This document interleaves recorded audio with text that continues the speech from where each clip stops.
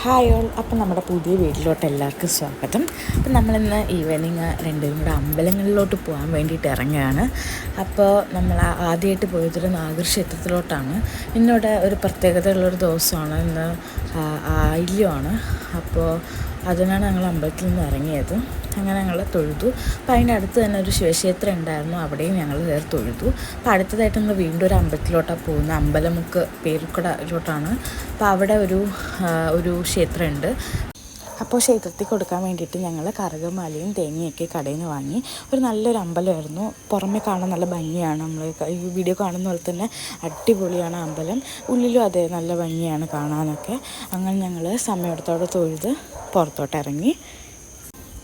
അവിടെ നിന്ന് നമ്മൾ നേരെ വീണ്ടും ഒരു അമ്പലത്തിലോട്ട് തന്നെയാണ് പോയത്. അതിൻ്റെ തന്നെ തൊട്ടടുത്തുള്ള ഒരു കൃഷ്ണൻ്റെ അമ്പലമായിരുന്നു.